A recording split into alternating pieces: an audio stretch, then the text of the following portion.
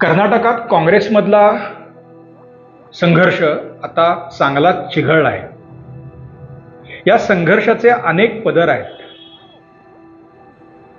या संघर्षात पहिला बळी हा मुख्यमंत्री सिद्धरामय्या यांचा जाणार अशी चिन्ह आता दिसत आहेत। आणि हा संघर्ष जर वेळीच आवरला गेला नाही तर पुढच्या टप्प्यात काँग्रेसचे अध्यक्ष मल्लिकार्जुन खरगे यांना त्या वाटेने जावं लागेल अशी जवळपास चिन्ह आता दिसत आहेत।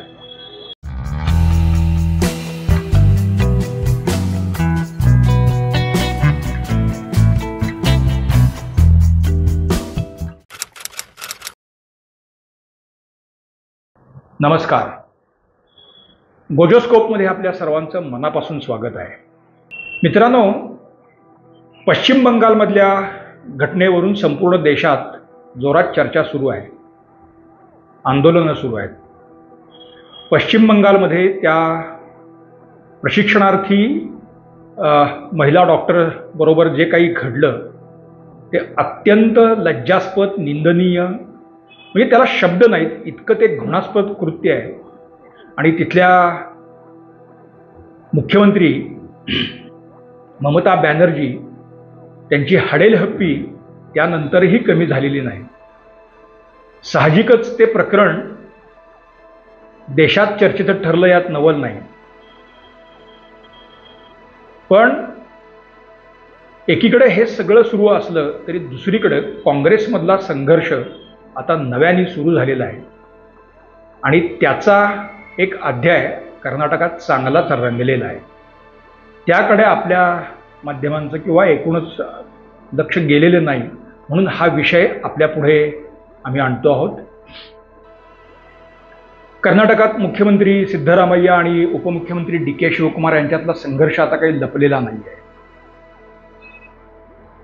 कर्नाटकात काँग्रेसनं विधानसभेत विजय मिळवल्यानंतर साहजिकच तिथं डी.के. शिवकुमार यांना मुख्यमंत्री व्हायचं होतं, पण सिद्धरामय्यांनी दरबारी राजकारणात शिवकुमार यांना हरवलं आणि मुख्यमंत्रीपद स्वतःकडे राखण्यात त्यांनी यश मिळवलेलं आहे।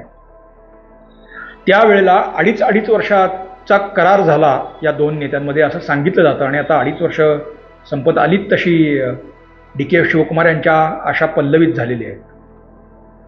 त्यामुळे कर्नाटकात काँग्रेसमध्ये या दोन नेत्यांमधला संघर्ष हा आता टिपेला जाताना दिसतोय। पण या संघर्षाचे फक्त एवढेच पदर नाही आहेत।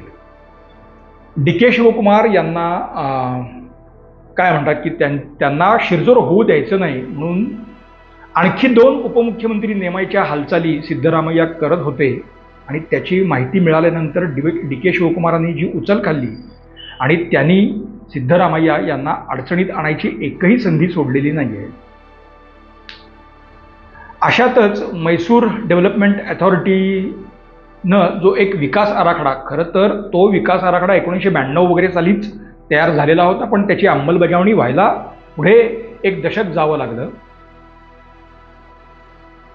तर त्या विकास आराखड्यानुसार मैसूरमधल्या विकासासाठी परिसरातली मोठ्या प्रमाणावरची जमीन ही संपादित करावी लागणार होती आणि त्याची प्रक्रिया सुद्धा झाली, बऱ्यापैकी झाली।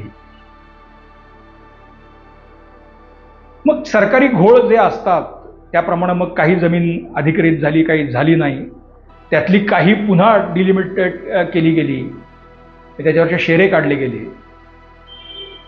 असेच शेरे काढलेले गेलेली एक जी आधी अकृषक दाखवली नंतर कृषक दाखवली अशी जी जमीन काढली होती त्यातली 3.5 एकर जमीन ही नंतर सिद्धरामय्या यांचे मेहुणे त्यांनी विकत घेतली आणि ती सिद्धरामय्यांच्या बायकोला म्हणजे ती भेट दिली, तशी कागदपत्र बनली। आता हे सगळं खरं तर घटना घडून त्याला 10 वर्ष होऊन गेले, पण हे प्रकरण काही चर्चेत आलं नव्हतं।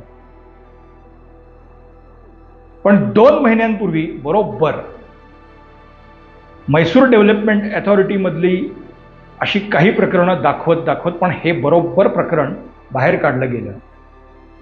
आता चर्चा अशी आहे की डी.के. शिवकुमार यांनीच हे प्रकरण फार चतुराईने बाहेर काढलं गेलं, आणले असं चर्चा जोरात त्याही वेळेत होती आणि आता तर अधिकच आहे।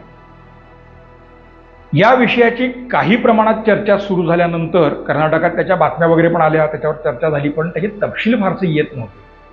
पण गमतीचा भाग म्हणजे आत्ता जे संसदेचं अधिवेशन पार पडलं, अर्थसंकल्पीय अधिवेशन, त्या अर्थसंकल्पीय अधिवेशनामध्ये राज्यसभेत भाजपच्या एका सदस्यांनी हा मुद्दा उपस्थित केला. त्यांनी कोणाचं नाव घेतलं नाही, पण तिथल्या मुख्यमंत्र्यांनीच अशा पद्धतीनं जमिनी लाटल्यात, त्याचे मोबदले पण त्यांनी घेतलेले आहेत, असा मोघम उल्लेख त्यांनी केला आणि त्या प्रश्नाला मात्र जोरात वाचा फुटली.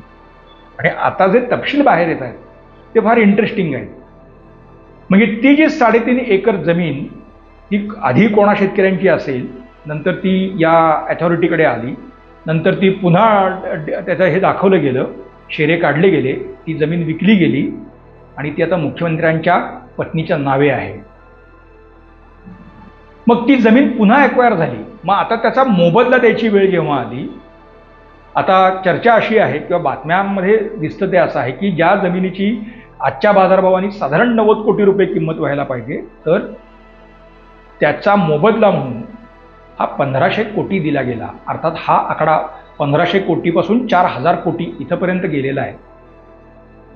हे सगळं आता पुढच्या काळात तपासात बाहेर येईल.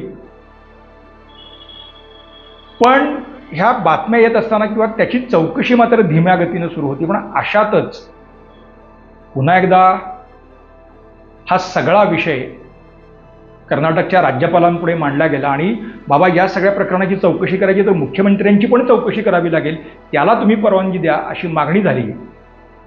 आणि कर्नाटकच्या राज्यपालांनी या प्रकरणाच्या चौकशीला म्हणजे पर्यायाने सिद्धरामय्यांच्या चौकशीलाच परवानगी दिलेली आहे गेल्याच आठवड्यात. आणि जिकडं जेव्हा ती परवानगी दिली गेली त्यानंतर ताबडतोब सिद्धरामय्या हे या निर्णयाला आव्हान देण्यासाठी कर्नाटक उच्च न्यायालयात गेलेले आहेत. आता त्या प्रकरणाची सुनावणी होईल, त्याचा जो काही निकाल लागेल तो लागेल. पण हे प्रकरण, कारण यातली कागदपत्र किंवा हे, कारण जमीन कधी संपादित केली गेली वगैरे वगैरे हे सगळे ट्रेल आहेत. बरं, सिद्धरामय्यांच्या सरकारनेच मोबदला दिलेला आहे, त्यामुळे ट्रेजरीतून तोही ट्रेल मिळू शकतो. म्हणजे एका परीनं ओपन अँड शट असं म्हणावं अशाच स्वरूपाचं हे सगळं प्रकरण वरकरणी तरी दिसतंय. पण मित्रांनो, फक्त एवढाच प्रश्न आहे का सत्ता संघर्षाचा? तर तसं नाही. या संघर्षाला काँग्रेसमधल्या श्रेष्ठींचे सुद्धा अनेक पदर आहेत. सध्या काँग्रेसचे अध्यक्ष मल्लिकार्जुन खरगे हे मूळचे कर्नाटकातलेच आहेत, गुलबर्ग्याचे, पण दीर्घकाळात ते कर्नाटकच्या राजकारणात बस्तान बसवून आहेत. त्यांच्या आणि त्यांच्या लेकाच्या महत्त्वाकांक्षा आजही काही कमी झालेल्या नाहीत किंवा लपूनही राहिलेल्या नाही. म्हणजे कर्नाटकात असे 5-6 गट काँग्रेसमधले कार्यरत आहेत आणि ते एकमेकांवर कोरघोडीचा प्रयत्न करतात. अर्थात काँग्रेसच्या राजकारणात हे नवीन नाही. मग सिद्धरामय्या या पद्धतीनं अडचणीत येत असताना काँग्रेसमधली या स्वरूपाची काही संघर्ष उफाळून येणं हाही एक भाग इथे आता चर्चेचा झालेला आहे. उत्तर प्रदेशमध्ये 10 जागांसाठी पोटनिवडणूक आहेत आणि हरियाणाची तर विधानसभा निवडणूकच होणार आहे. या पार्श्वभूमीमध्ये दिल्लीत काँग्रेसमध्ये मोठ्या प्रमाणावरती बेबनाव दिसून येतो आहे. पुन्हा एकदा राहुल गांधी आणि प्रियंका गांधी यांचे जे गट आहेत ते आता या निमित्ताने आमने सामने आलेले आहेत. अर्थात तो विषय आम्ही पुढच्या व्हिडिओमध्ये आपल्यासमोर मांडू. पण हे जे DK शिवकुमार आहेत हे प्रियंका गांधींचे समर्थक मानले जातात आणि त्यांचा तसा म्हणजे सिद्धरामय्या असतील, गेहलोत असतील, तर या मंडळींचा ज्या पद्धतीनं 10 जनपदवर म्हणजे सोनिया गांधींच्याकडे जो काही राबता होता आणि आजही आहे तसा राबता हा या शिवकुमारांचा नाही. त्यामुळे हे शिवकुमार आता राहुल गांधींची, कारण राहुल गांधी एकतर पक्षावर कमांड ठेवून आहेत, दुसरं म्हणजे त्यात लोकसभेतले विरोधी पक्षनेते सुद्धा आहेत. त्यामुळे पुन्हा एकदा कन्सॉलिडेशन याही पद्धतीने काँग्रेसमध्ये होताना दिसतं आहे. त्यामुळे आता हे DK शिवकुमार हे प्रियंका गांधींच्या बरोबर आता मुख्यतः राहुल गांधींच्या वर्तुळात जाण्यासाठी, त्यांच्या निकटवर्ती होण्यासाठी धडपडत आहेत. अद्याप तसं काही झालेलं आहे असं दिसत नाही, पण त्यांचा प्रयत्न जोरात सुरू आहे. पण तिथंही त्यांना काही अडथळे आहेत. आपण आत्ता जे अधिवेशन संसदेचं पार पडलं त्यात बघितलं असेल तर KC वेणुगोपाल, काँग्रेसचे सरचिटणीस आहेत ते राष्ट्रीय स्तरावर, ते मूळचे केरळचे, तर KC वेणुगोपाल हे सध्या राहुल गांधींचे काय म्हणतात की फ्रेंड फिलॉसॉफर गाईड वगैरे या भूमिकेत आहेत अशी दिल्लीत चर्चा पण आहे. संसदेत त्याचं प्रतिबिंब आपल्याला दिसलेलं आहे आणि ज्या पद्धतीनं के.सी. वेणुगोपाल सध्या म्हणजे गेल्या काही महिन्यांमध्ये व्होकली पक्षाची बाजू मांडतायत सर्व व्यासपीठांवरती, त्यामुळे राहुल गांधी आणि त्यांचं अगदी उत्तम सूत जुळलेलं आहे आणि कुठे ना कुठं का असताना पण सोनिया गांधींचाही त्या सगळ्या याला आशीर्वाद आहे असं दिसतच होतं.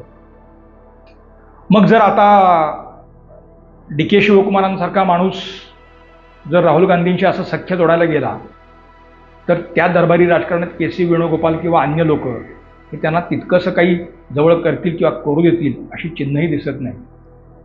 अशोक गेहलोत विरुद्ध सचिन पायलट हा संघर्ष आपण राजस्थानात बघितलेलाच आहे. आता तशीच काहीशी पुनरावृत्ती ही इथे होणार का? त्यातला एक पदर असा आहे की मल्लिकार्जुन खरगे आणि त्यांचे चिरंजीव त्यांना सुद्धा आता कर्नाटकात मुख्यमंत्री पद हवा आहे. सत्ता पक्षाचीच आहे, हे तर केंद्रीय अध्यक्षच आहेत, त्यामुळे मग असं काही जुगाड जमवून आपण तिथे येऊ शकतो का हाही प्रयत्न खरगे करत होते. खरगे ज्या वेळेला कर्नाटकात मंत्री होते तर त्यावेळेला त्यांनी काही भ्रष्टाचार केला अशा स्वरूपाचे आरोप हे होत होते. त्या स्वरूपाची काही प्रकरणं ही त्यावेळेला लोकायुक्तांपुढे मांडली गेली होती. आता त्या फायलींवरची धूळ सुद्धा उठायला लागलेली आहे. त्यामुळे लोकायुक्तांच्या कार्यालयात सुद्धा आता वर्दळ यासाठी वाढली आहे, जुन्या फायली जरा बाहेर काढा आणि त्याचीही चौकशी होऊ द्या. त्यातली एक बाब आपण लक्षात घेतली पाहिजे, विरोधक मागणी करतायत असं केवळ नाही आहे, सत्ता काँग्रेसची आहे. विरोधकांच्या कुठल्याही अशा स्वरूपाच्या मागण्यांना वाटण्याच्या अक्षता लावण्याचा संपूर्ण अधिकार सरकारला असतोच. अशा वेळेला साधारणपणे विरोधकांना न्यायालयात जाऊन दबाव आणून सरकारला या स्वरूपाच्या चौकशांना भाग पाडलं जातं. हा आजवरचा आपला अनुभव आहे. पण कर्नाटकात असं काहीच झालेलं नाही. सहज एक मागणी गेली, राज्यपालांनी मान्य केली आणि आता एका प्रकरणाची ज्याच्यात मुख्यमंत्री स्वतः अडकलेत असं सांगितलं जातं त्या प्रकरणाची चौकशी होणार आणि त्याच वेळेला काँग्रेसच्या अध्यक्षांची चौकशी करा ही मागणी लोकायुक्तांकडे झाल्यानंतर त्या फायली झटकायला सुरुवात झालेली आहे. दरबारी राजकारण एकीकडे, पण जिथे सत्ता ज्या पक्षाच्या हातात आहे, विशेषतः काँग्रेसला आता देशात फार ठिकाणी सत्ता हातात नाही. शेजारचा तेलंगणा असेल किंवा कर्नाटक असेल, अशा हँडफुल ऑफ, हिमाचलमध्ये जरी काँग्रेसची सत्ता असली तरी हिमाचल हे त्या तुलनेत छोटं राज्य आहे. बंगळूर किंवा कर्नाटक हे विकासाच्या पाठीवरती केव्हाच अग्रेसर झालेलं आहे. त्यामुळे अशा ठिकाणी सत्ता आहे तर तिथे आस्ते कदम जाऊन पक्षातले वाद सामंजस्याने मिटवणं असा कुठलाही प्रयत्न राहुल गांधी किंवा काँग्रेसकडून होताना दिसत नाही. मात्र केंद्रात म्हणजे पक्षाच्या केंद्रीय वर्तुळात सुरू झालेला संघर्ष आणि राज्यात सुरू असलेला संघर्ष याच्यात मात्र काँग्रेस पक्ष भरडताना दिसतोय. या सगळ्या प्रकरणात सिद्धरामय्यांना तुरुंगवाढी घडणार का हाही प्रश्न आता पुन्हा चर्चेत आलेला आहे. बघूया पुढच्या काळात काय होतंय ते. पण जे काही आत्ता कर्नाटकात सुरू आहे तिथे जर काही विसंवाद झाला आणि सिद्धरामय्यांना कदाचित पद सोडावं लागलं तर त्याचे दूरगामी परिणाम काँग्रेस पक्षाला भोगावे लागणार एवढं मात्र नक्की आहे. मित्रांनो, आमचा आजचा विषय आपल्याला कसा वाटतो आम्हाला आवर्जून सांगा. तुमच्या सूचनांचं स्वागत आहे. लाईक करा, शेअर करा, सबस्क्राईब करा, बेल आयकॉन दाबायला विसरू नका. पाहत रहा गोजोस्कोप. धन्यवाद.